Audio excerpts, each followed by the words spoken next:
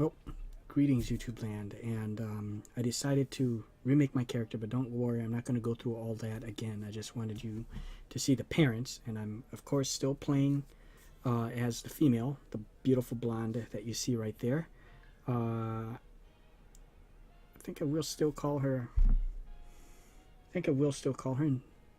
Mindy. And so yeah, so really I just wanted you to see, this is supposed to be me. Okay, I spent a little bit more time this time. Okay, so there we go. Kind of best way I can make him. Oh, you'll see his body. Okay, and this is Mindy. I found a correct nose. I can actually change nose type and everything. She's all made up with the makeup. Picked a nice beautiful blonde hair. And there we go. It's Mindy McCready grown up. Tried to make the nose a bit like how Chloe's is, a little bit turned up just slightly. It's not going to look exact, but yeah, there we go. So I'm going to accept that.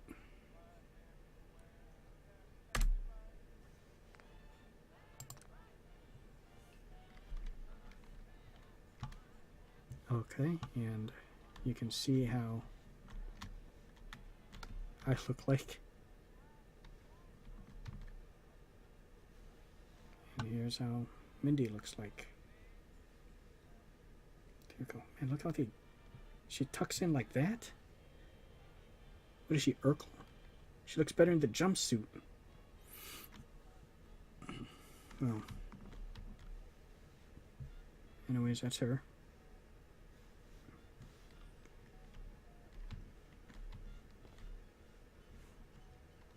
Okay, so we'll continue. Next time you see me, it'll be when I'm about to leave.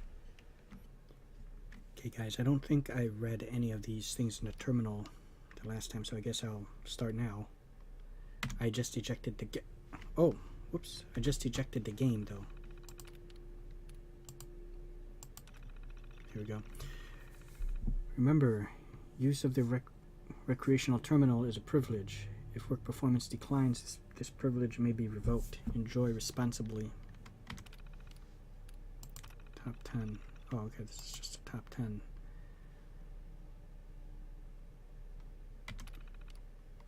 Okay, so that's that. Oops.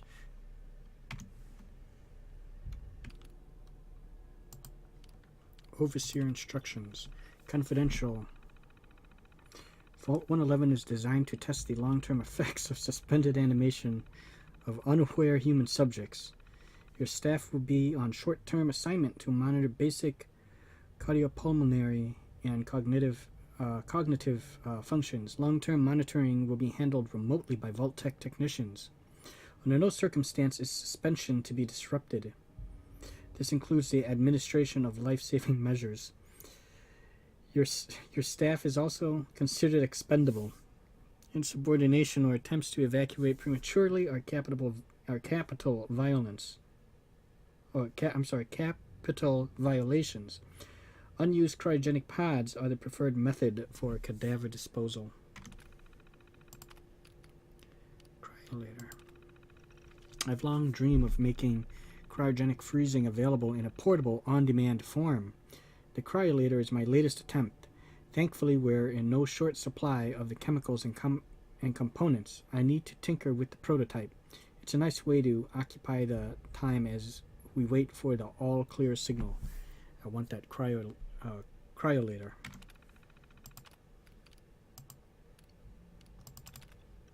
shit.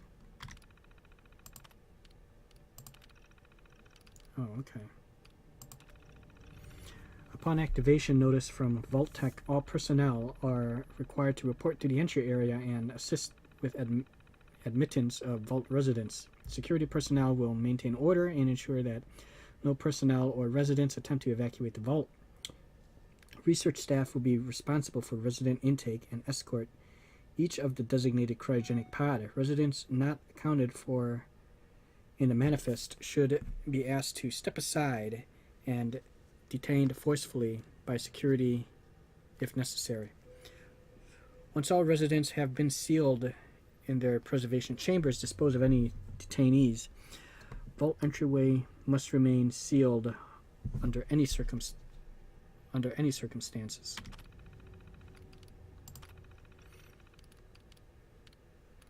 Assigned staff. Members of the research team must daily monitor the vital signs of cryogenically preserved residents. Cardiopulmonary and cognitive activity in particular must be recorded hourly. Life-saving intervention is only permitted if greater than 80% of the resident population has perished while in cryogenic suspension and must not interrupt suspension. Independent research is encouraged and left to overseer discretion. This is a shady... okay, that's good enough. All clear in evacuation. This is a shady vault.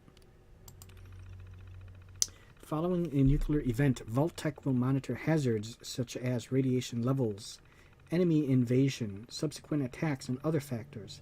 Once conditions are deemed safe, this terminal will receive an all-clear notice. Upon receiving the all-clear notice, Vault Tech personnel may be evacuated at overseer discretion. Disregard any notices from organizations or individuals not associated with Vault Tech, including government and military residents. Including government and military. Residents are not to be disrupted or evacuated. Vault Tech will attend to their needs remotely once Vault 111 staff has been evacuated. Okay. All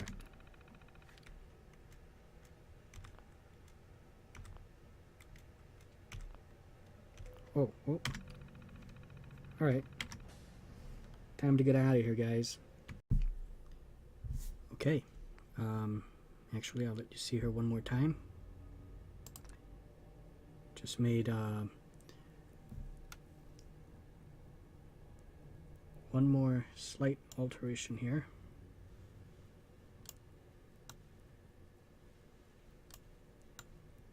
It's like to the bridge of the nose. And that's really it.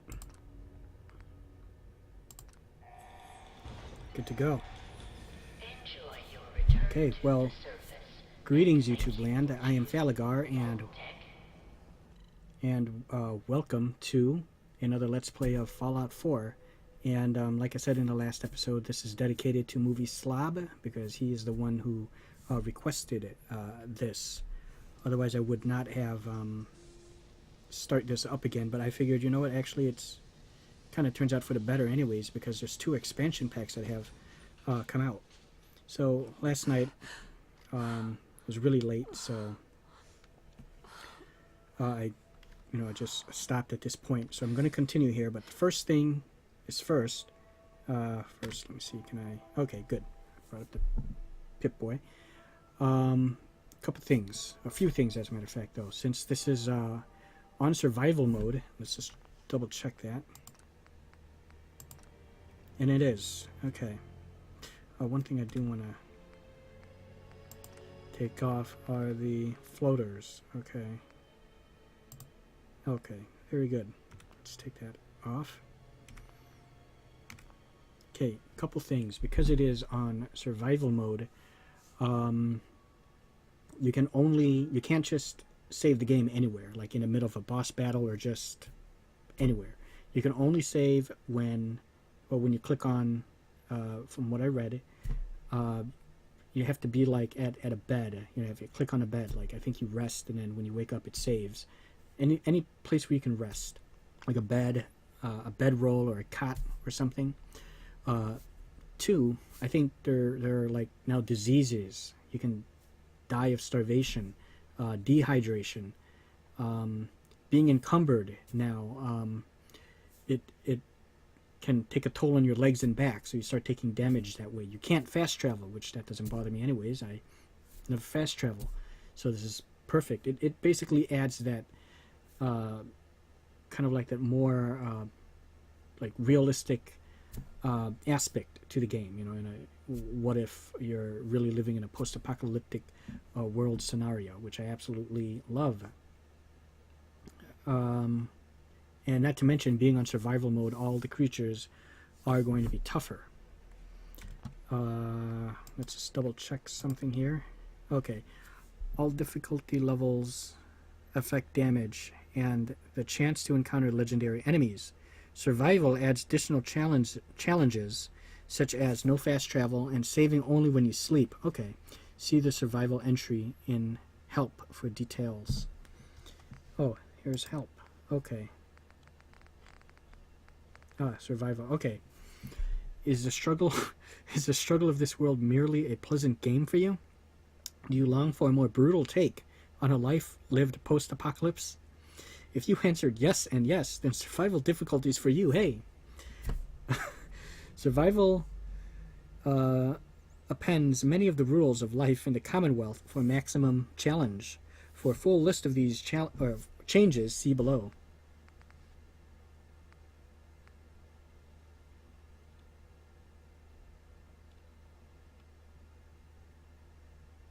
To enter survival, press escape, select settings. Okay, survival, basics. Okay, saving. Manual quick saving and most autosaves are disabled. To save your game, you'll need to find a bed and sleep for at least an hour. Wow. Staying healthy. Survival makes it more challenging to keep yourself in top health and high spirits. Food and stim packs heal at a significantly slower rate. And you'll need to pay attention to your overall wellness by staying properly fed, rested, and hydrated. See survival healing changes and survival rest and wellness entries for more details. Lethality. You now deal, but also take more damage. That's great.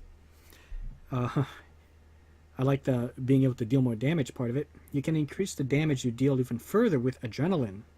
See survival combat and adrenaline entry for more details. Fast travel. Fast travel is disabled. If you wish to be somewhere, you'll have to get there the old-fashioned way. Inventory management. You're able to carry far fewer items, including ammunition and stim packs, which now both have weight. Your companions can still help you carry the load, but their capacity has also been decreased. Survival combat and adrenaline. Survival automatically grants the adrenaline perk, which provides a bonus to your damage output.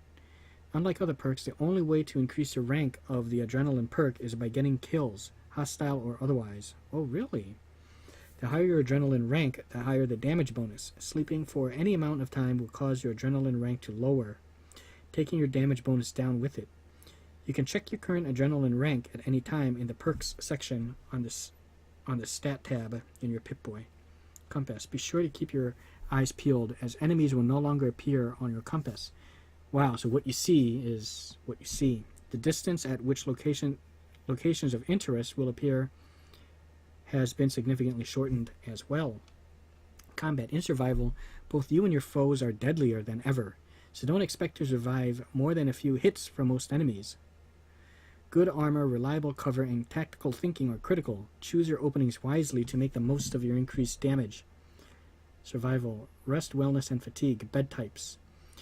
The type of bed you're sleeping in determines the length of time you are able to stay asleep. Oh, a sleeping bag will save your game and may save your life when you're desperate. A mattress offers strong healing and can clear most of your fatigue. Wow. The comfort of a bed allows for a full night's rest and all the benefits that come with it.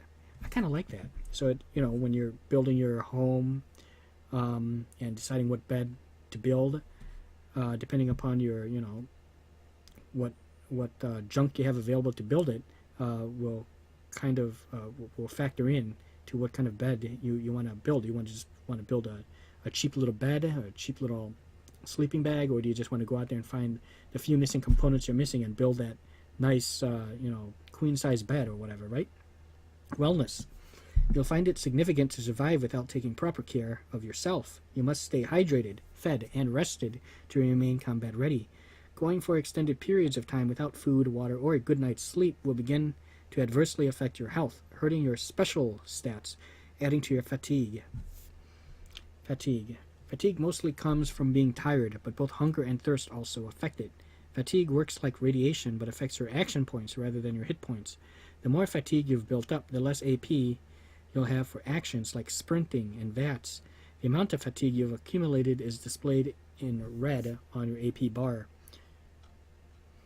Illness, eating uncooked meat, drinking unpurified water, taking damage from disease-ridden foes, and both harmful chems all put your body at increased risk for various ill effects. When you're afflicted with an illness, a message will appear on screen. You can check specifics about your current illnesses by navigating to the status section of your Pip-Boy's stat tab and pressing Q to view your active effects. Illnesses, insomnia. You get less sleep than desired. Okay, these are the lethargy. Your AP regenerates much more slowly. Fatigue. You need to sleep more frequently. Parasites. It takes more food than normal to satiate your hunger. Weakness. Your body can't handle as much damage as normal. Infection. You take damage as the infection spreads. Doctors. Doctors can heal your wounds, cure your addictions, and banish diseases for a price. You can find a doctor in most major settlements. Antibiotics. Antibiotics can be crafted at chem stations, purchased from doctors, or found in medical containers. Instantly heal the various effects of illness. Slow healing. In survival, the rate at which restorative items like stim packs and food recover your health is significantly reduced. You'll need to time your healing precisely if you hope to last. Crippled limbs. Crippled limbs will no longer auto-heal after combat and will remain crippled until healed by stim pack. Companion healing. If your companion goes down during combat, you must heal them before they can get back up. If you leave the area without healing them, they will return home to recover. Survival. Okay. Looking at an item's value is a good way to determine how much that item will counter your thirst and hunger. Food bonus effects. A food's bonus effects, such as increased carry weight from Radstag steak, will only apply if eaten when you are not currently hungry. Make sure to take care of the basics before eating for bonuses. Wow. Counter effects. Keep in mind certain items may not give you the results you expect. For example, chems and alcohol dehydrate. Caffeine makes you hungry, etc. Wow. Caffeine gives you a short reprieve from your tiredness, possibly buying you time to finish a fight or find a bed. Okay. Weighted ammo. Now I'll have a small amount of weight, which varies by caliber. Heavier items such as fusion cores, rockets, and mini-nukes can really drag you down. Carry weight. In survival, both you and your companions' carry weight has been significantly reduced. Exceeding your carry weights reduces your endurance and agility stats and periodically damages your legs and health. Think of your back. Companions will no longer automatically get back up if down during combat and will return home, right? Enemy and loot repopulation.